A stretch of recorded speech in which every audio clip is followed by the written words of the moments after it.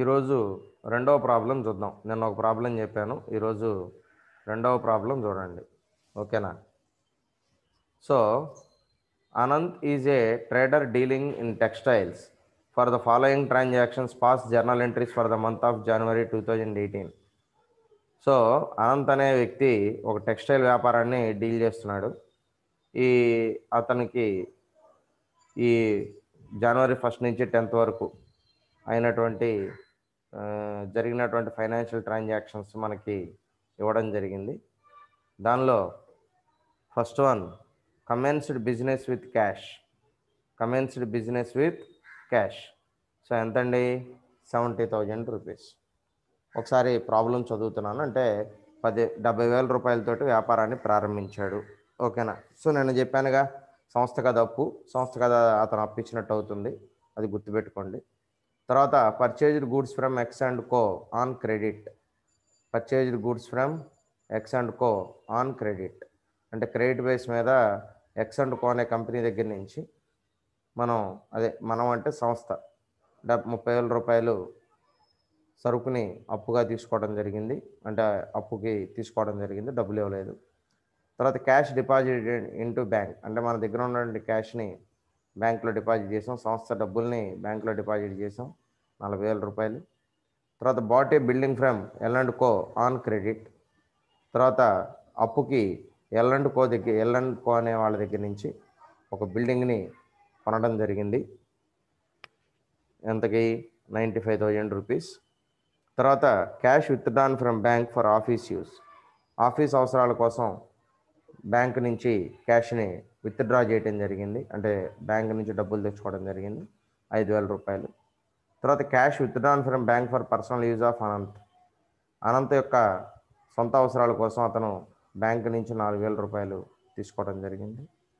తర్వాత towels given as చారిటీస్కి అంటే ఒక స్వచ్ఛంద అంటే మనం దానంగా ఇచ్చాం. అంటే ఏదన్నా లేని వాళ్ళకి సంస్థ తరఫున 3,000 రూపాయల విలువ కలిగినటువంటి టవల్స్ని మనం దానంగా ఇవ్వడం జరిగింది. తర్వాత shirts taken over by Anant for personal use. So textile company కాబట్టి టవల్స్ ఇచ్చారు. అదేవిధంగా తన సొంత అనంత్ యొక్క సొంత అవసరాల కోసం, అంటే తను సొంతంగా అంటే వాడుకోవడానికి అతను పర్సనల్ యూజ్ కోసం 12,000 రూపాయలు విలువైనటువంటి షర్ట్స్ని అతను వాడుకోవడం జరిగింది, అంటే టెక్స్టైల్ కంపెనీలో అవి. తర్వాత saris distributed as free samples అంటే మనం శాంపిల్స్ ఇవ్వాలి కాబట్టి శాంపిల్స్ కోసం 3,000 రూపాయలు విలువైనటువంటి శారీస్ని డిస్ట్రిబ్యూట్ చేయడం జరిగింది. తర్వాత goods table clothes used for office use. Table clothes ఏవైతే ఉన్నాయో మన దగ్గరవే, వాటిని ఆఫీస్ యూజ్ కోసం వాడుకోవడం జరిగింది. అది కూడా ఖర్చే కట్టి అది కూడా మనం చూపించాలి, 200 రూపాయలు. సో ఇది కొంచెం డిఫరెంట్ ప్రాబ్లం. ఓకేనా? సో ఇలా కూడా మనకి అటెంప్ట్ చేయడానికి అవకాశం ఉంటుంది. ఓకేనా? ఇలానే వస్తాయి అనేది ఏం లేదండి. దీంట్లో మనం లాజికల్గా ఆలోచించుకోవటం. ఓకేనా? 3 రూల్స్ గుర్తుపెట్టుకోవటం, వాటిని లాజికల్గా ఆలోచించుకుంటా వెళ్ళడమే. ఓకేనా? సో ఇప్పుడు దీనికి సంబంధించి మనం జర్నల్ ఎంట్రీస్ చూస్తే, ఫస్ట్ది కమెన్స్డ్ బిజినెస్ విత్ క్యాష్ 70,000 రూపాయలు అన్నాం. దాని అర్థం ఏంటి? సంస్థలోకి డబ్బు వస్తున్నది. So debit what comes in. ఆ రూల్ ప్రకారం క్యాష్ అకౌంట్ అనేది మనం డెబిట్ చేసుకున్నాం. ఎందుకనంటే సంస్థలోకి డబ్బు వస్తూ ఉన్నది కాబట్టి మనం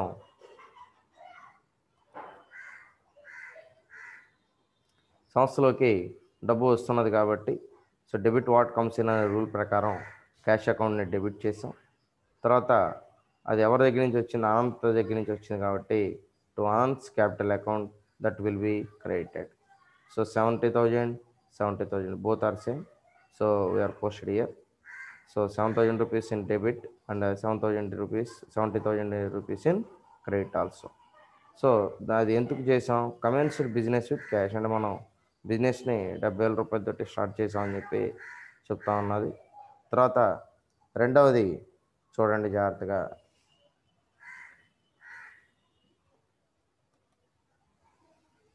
రెండవది ఏంటండి? Purchased goods from X and co on credit. అప్పుకి ఎక్స్ అండ్ కో అనే కంపెనీ దగ్గర నుంచి మనం సరుకు కొన్నాం, 30,000 రూపాయలు విలువైంది.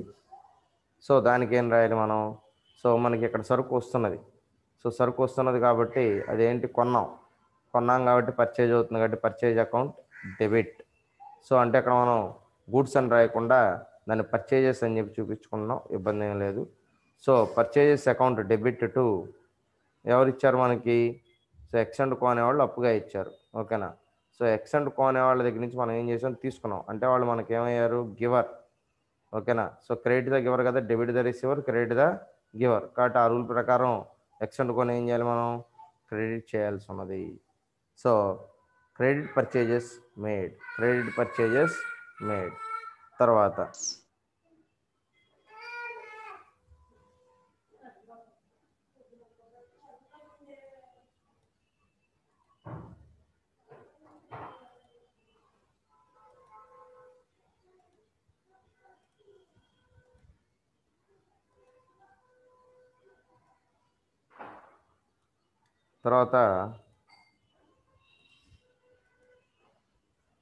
So cash deposited into bank. క్యాష్ని బ్యాంక్లో డిపాజిట్ చేయడం జరిగింది. ఎంత విలువైన క్యాష్? 40,000 రూపాయల క్యాష్ని మనం బ్యాంక్లో డిపాజిట్ చేయడం జరిగింది. అంటే మన దగ్గర నుంచి డబ్బు బయటకు వెళ్ళిపోతున్నది. ఎక్కడికి? బ్యాంకుకి వెళ్ళిపోతున్నది. కాబట్టి debit what comes in, credit what goes out. So cash అనేది బయటకు వెళ్ళిపోతుంది కాబట్టి ఇప్పుడు మనం ఏం చేయాలి? క్రెడిట్ చేయాలి. ఓకేనా? సో క్రెడిట్ చేయాలి కాబట్టి చూడండి, సో క్యాష్ని ఏమో క్రెడిట్ చేసాం. సో బ్యాంక్ అంటే మనం రూల్ ప్రకారం ఏం చేయాలి? డెబిట్ ద రిసీవర్ కదా. సో బ్యాంక్ తీసుకుంటుంది మన దగ్గర నుంచి, మన క్యాష్ అనేది బయటకు వెళ్ళిపోయింది కాబట్టి తీసుకున్నటువంటి బ్యాంక్ని ఏమో డెబిట్ చేసాం, మనమేమో క్యాష్ మన దగ్గర నుంచి వెళ్ళిపోతుంది కాబట్టి టు క్యాష్ అకౌంట్ అని చెప్పి రాసామన్నమాట. ఎంతమ్మా? 40,000 డెబిట్, 40,000 క్రెడిట్ అనమాట. ఓకేనా? సో అది విషయం. తర్వాత 4వది చూస్తే bought a building from L and co on credit. ఇది కూడా మనం అప్పుగా తీసుకున్నాం. ఎవరి దగ్గర నుంచి? ఎల్ అండ్ కో కంపెనీ నుంచి 95,000 రూపాయలకి. సో బిల్డింగ్ అనేది ఏంటి? మనకు అసెట్. అసెట్ అనేది మనకి చెప్పాం. సో అసెట్స్ సంస్థలోకి కనుక కొత్తగా యాడ్ అవుతుంటే అసెట్స్ అనేవి. So debit what comes in rule ప్రకారం అసెట్ని మనం డెబిట్ చేసుకోవాలి. ఓకేనా? సో కాబట్టి ఇది మనకి బిల్డింగ్ అనేది అసెట్ కాబట్టి building account debit to L and co account. So L and Co అనేవాళ్ళు మనకి ఇస్తున్నారు. ఓకేనా? So debit the receiver, credit the giver. L and Co మనకి ఇస్తున్నారుగా, గివర్ అంటే ఎవరు? ఇచ్చేవాళ్ళు. కాబట్టి to L and co account credit 95,000. So building bought on credit, దాని అర్థం ఏంటి?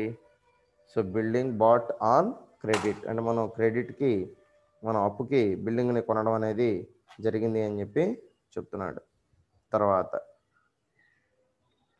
Cash withdrawn from bank for office use. Office అవసరాల కోసం బ్యాంక్ నుంచి 5,000 రూపాయల నగదును మనం డ్రా చేసుకోవటం జరిగినది. దానికి ఏం చెప్తున్నాడో చూద్దాం. Okay. So cash account debit to bank account. ఎందుకు అంటున్నాం cash account debit to bank account అని? సో ఇప్పుడు బ్యాంక్ నుంచి విత్డ్రా చేసామంటే ఆ డబ్బులు మళ్ళీ కంపెనీలోకి వస్తున్నట్టే కదా. So debit what comes in కాబట్టి ఇక్కడ మనకి క్యాష్ అనేది వస్తుంది కాబట్టి క్యాష్ అకౌంట్ని ఏమో డెబిట్ చేసాం, అదేవిధంగా బ్యాంక్ అకౌంట్ అనేది క్రెడిట్ చేసాం. ఓకేనా? So debit the receiver, credit the giver. Bank ఇస్తున్నాడు ఇప్పుడు మనకి రివర్స్. కాబట్టి cash account debit to bank account. ఎంతమ్మా? 5,000, 5,000. ఓకే. తర్వాత next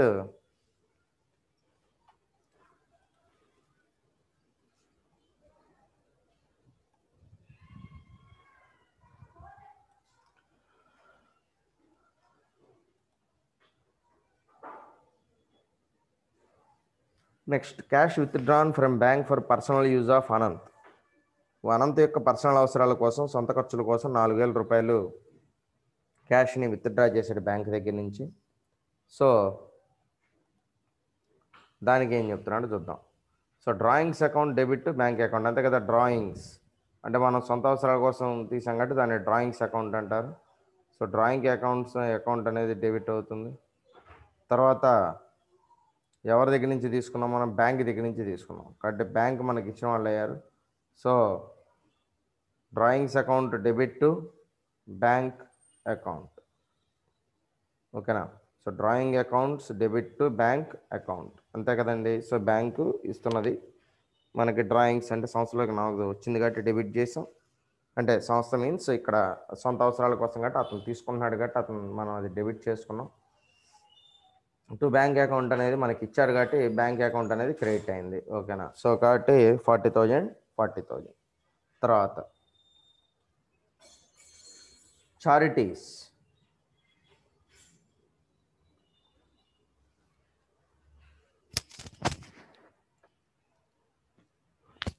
so towels given as charities 3,000 rupees.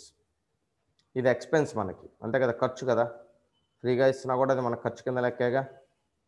కాబట్టి charities debit all expenses and losses, అదే కదా మనకు rule, third one.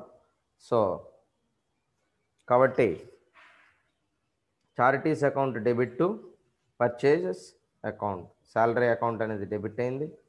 So purchases account అనేది క్రెడిట్ అయింది. So goods given for charities. So ఇది మనకు చారిటీస్కి ఉపయోగపడుతుంది అనమాట.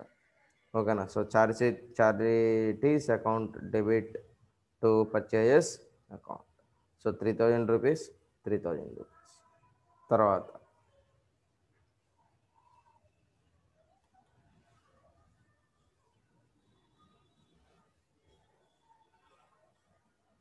Shirts taken over by Anant for personal use. Personal use కోసం షర్ట్స్ తీసుకోవడం జరిగింది. అనంత్ అంటే ఓనరే కాబట్టి 12,000 రూపాయలు. అది ఎలా రాస్తారు? Drawings account debit to purchase account. Same drawing account debit అవుతుంది, అంటే సొంత ఖర్చులు కాబట్టి. So drawing account debit to purchases account. Okay. So 12,000. తర్వాత సేల్స్ ప్రమోషన్, ఇది నెక్స్ట్ చూద్దాం. నెక్స్ట్ ఏంటి? Saris distributed as free samples. ఇది ఏమవుతుంది? ఇది సేల్స్ ప్రమోషన్స్ కోసం ఇస్తాం. అంటే ఫ్రీ శాంపిల్ ఎందుకు ఇస్తారంటే సేల్స్ ప్రమోషన్స్ కోసం. So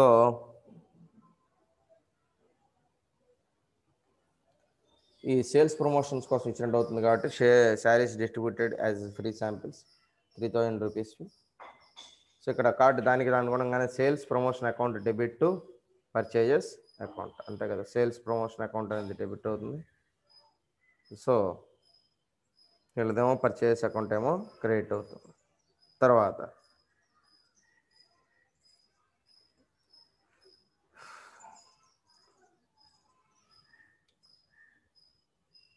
goods, that means table clothes used for office use.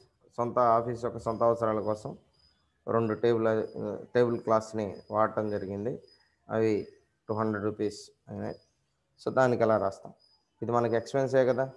So expense కాబట్టి office expenses account debit to purchase అండి. ఇది ఆఫీస్కి వచ్చలే కదా. So office account debit to purchase account. Okay. So ఇది second problem గురించి. Okay. So ఇంకేమైనా doubts ఉన్నాయా వీటిలో? ఒకసారి చూడండి. ప్రాబ్లం చూడండి ఒకసారి. ప్రాబ్లం అందరూ చదవండి.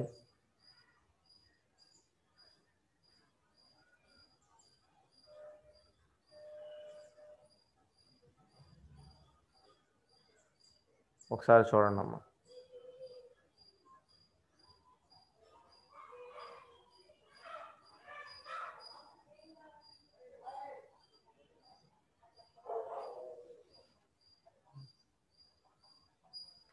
ఒకసారి చూడండి అమ్మా. అవి చూస్తే నేను ఏదైనా డౌట్ ఉంటే చెప్తా.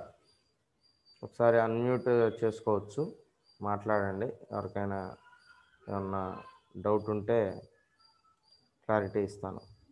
ఎందుకంటే చెప్పాను కదా, ఎప్పటికప్పుడు అయిపోవాలి ఇక్కడ. త్వరగా రెస్పాండ్ అవ్వండి. Is it clear or not?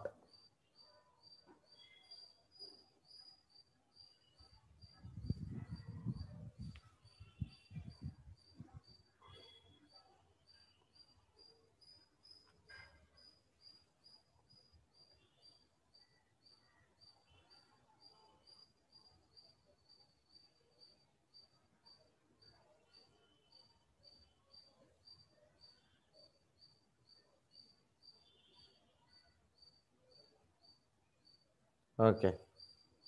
So అర్థమైనాయి కదా, కమెన్స్డ్ బిజినెస్ విత్ క్యాష్ ఇవన్నీ కూడా. సో ఈ విధంగా మనం జర్నల్ ఎంట్రీస్ రాసుకుంటూ వెళ్ళాలి. ఓకేనా. So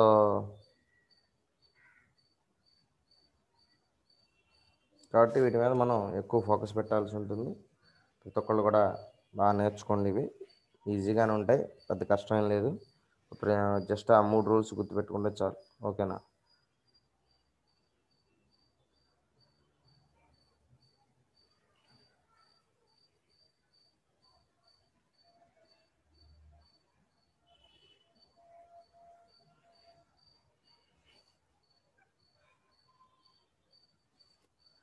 okay.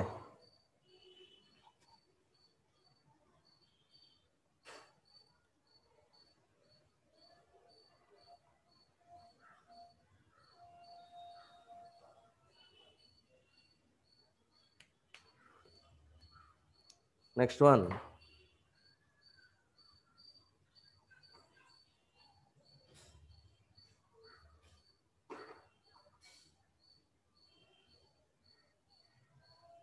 Arun is a trader dealing in automobiles for the following transactions. Pass journal entries for the month of January 2018. Arun అనే అతను ఒక ఆటోమొబైల్ సంబంధించినటువంటి డీలరు, ట్రేడర్. అతను జరిగినటువంటి ట్రాన్సాక్షన్స్ అన్నీ కూడా మనకి ఇవ్వడం జరిగింది. కమెన్స్డ్ బిజినెస్ విత్ క్యాష్, బిజినెస్ని 90,000 రూపాయలతోటి స్టార్ట్ చేశాడు. రెండవది, purchased goods from X and co on credit. X and co నుంచి 40,000 రూపాయలు అప్పుగా సరుకుని తీసుకోవడం జరిగింది. Accepted bill drawn by X and co. So bill వచ్చింది, బిల్ పెట్టారు. ఆ బిల్లు ఎక్స్ అండ్ కోకి ఒక 20,000 రూపాయలు పేమెంట్ చేయడం జరిగింది, ఇంకా 20,000 రూపాయలు పెండింగ్ ఉంది. Sold goods to D and co on credit. D and కోకి ఈ అరుణ్ అనే అతను 10,000 రూపాయలు సరుకుని అప్పుగా ఇవ్వడం జరిగింది. Paid by cash the bill drawn by X and co. So X and కోకి మిగతా అమౌంట్ కూడా పే చేశాడు. ఆల్రెడీ 20,000 పే చేశాడు, ఇంకొక 20,000 కూడా తర్వాత పే చేశాడు, దాని అర్థం అది.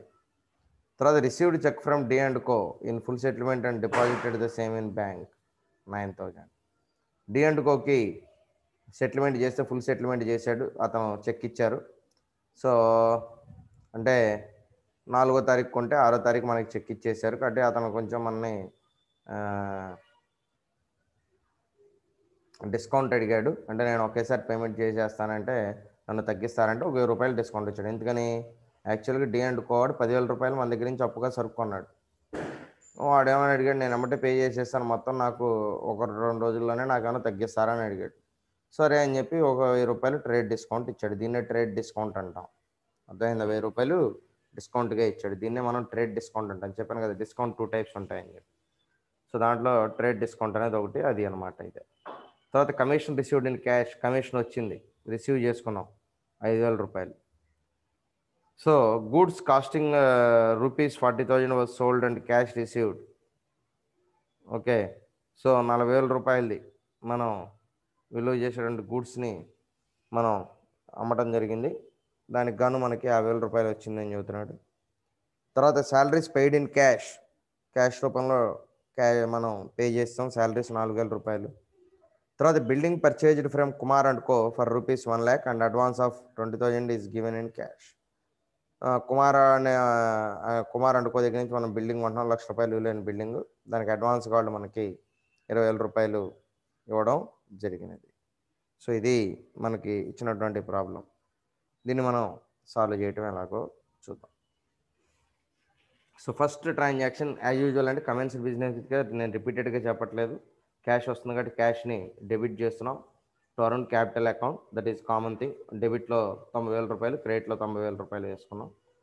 తర్వాత next one, purchased goods from X and co on credit. Purchased goods from X and co on credit.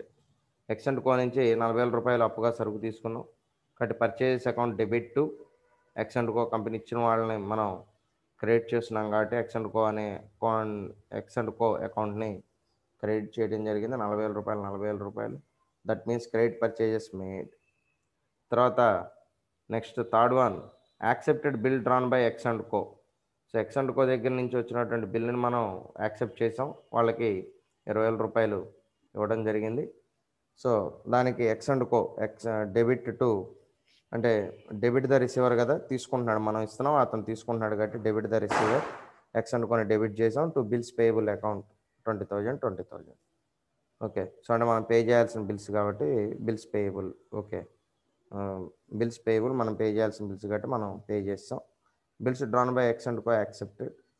తర్వాత డి అండ్ కో, ఇది నెక్స్ట్ది sold goods to D and co on credit, వాళ్ళకు కూడా అప్పుగానే ఇచ్చాం, మనం ఇచ్చాం ఈసారి కాబట్టి.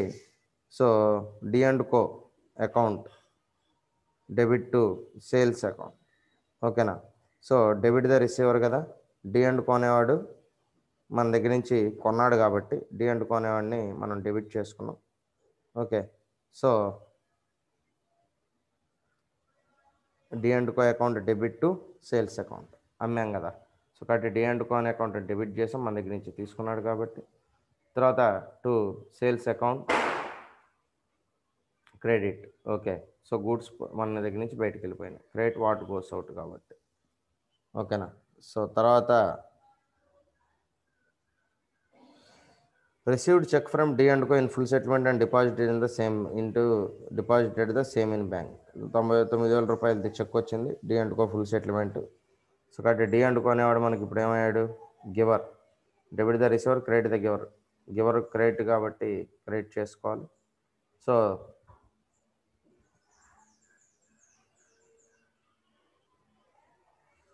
దానికి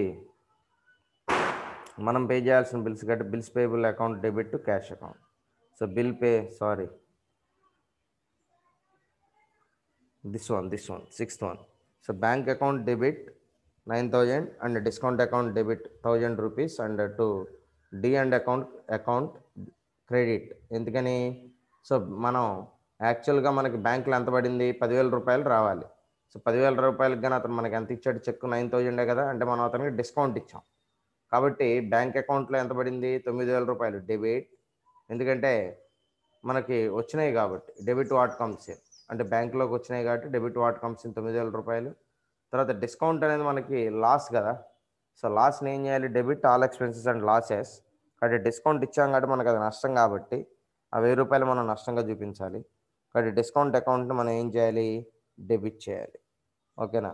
సో కాబట్టి 9,000 రూపీస్ బ్యాంక్ అకౌంట్ పడినాయి. తర్వాత 1,000 రూపీస్ డిస్కౌంట్ అనేది మనం ఇచ్చాం. సో ఓవరాల్గా 10,000 రూపీస్ మనకి సెటిల్మెంట్ అయిపోయింది. So to D and co account 10,000 rupees. Okay. తర్వాత నెక్స్ట్ వన్,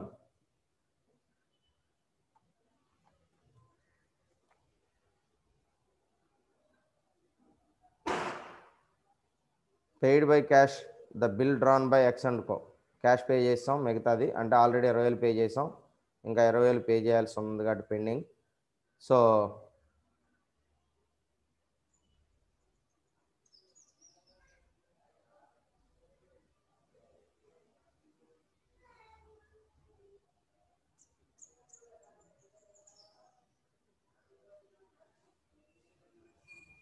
అయిపోయింది కదా. So commission received in cash, commission వచ్చింది మనకి, వచ్చిందంటే మనకి లాభం కాబట్టి క్రెడిట్ చేసుకోవాలి. సో కాబట్టి చూడండి, క్యాష్ డెబిట్, ఎందుకంటే డెబిట్ వాట్ కమ్స్ ఇన్ మనకి కమిషన్ వచ్చింది కాబట్టి ఏ రూపంలో వచ్చింది, క్యాష్ రూపంలో వచ్చింది కాబట్టి క్యాష్ అకౌంట్ని డెబిట్ చేసుకున్నాం, డెబిట్ వాట్ కమ్స్ ఇన్ అనే రూల్ ప్రకారం. తర్వాత మనకు అది లాభం కాబట్టి క్రెడిట్ చేసుకున్నాం కమిషన్ అకౌంట్ని.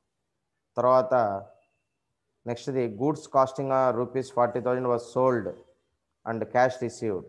గూడ్స్ 40,000 రూపాయల విలువైనటువంటి గూడ్స్ని మనం అమ్మాం, విలువైన అంటే మనకు ఖర్చు అయింది 40,000 రూపాయలు, అంటే దానికి ప్రాఫిట్ యాడ్ చేసుకున్నాం 10,000 రూపీస్. 40,000 రూపాయలు ఖర్చు అయితే దాన్ని మనం 10,000 యాడ్ చేసుకుని 50,000 రూపాయలకి అమ్మామన్నమాట, అర్థం అది. ఓకేనా. సో దానికి అర్థం మీనింగ్ అది. దానికి సంబంధించి ఎలా రాశాడో చూడండి.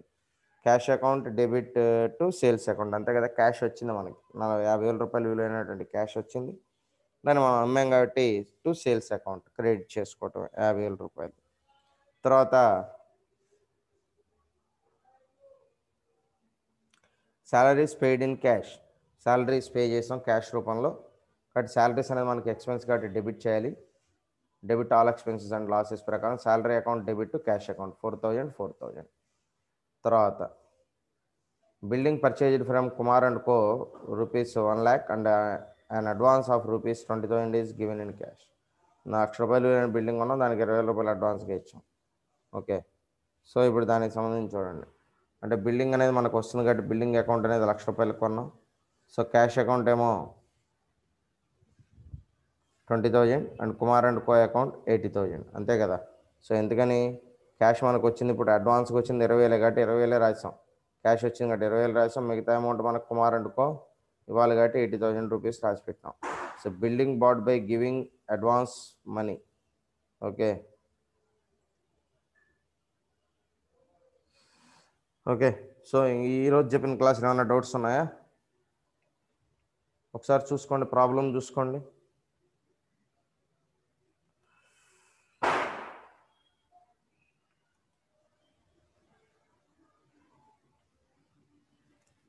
ఒకసారి ప్రాబ్లం చూడండి అమ్మా. హడావిడేం లేదు, నెమ్మదిగానే చెప్తాను, జాగ్రత్తగా వినండి, నేర్చుకోండి. ఓకేనా? నేను చెప్తున్నది అయితే అది, హడావిడి పడాల్సిన అవసరం లేదు.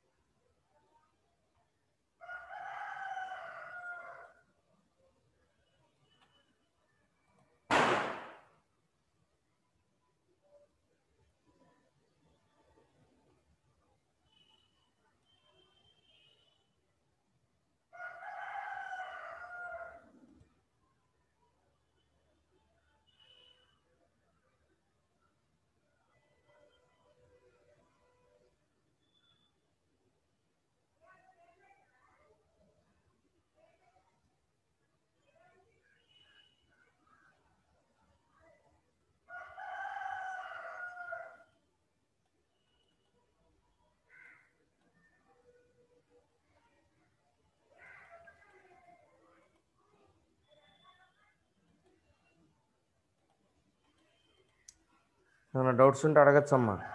Is there any doubt?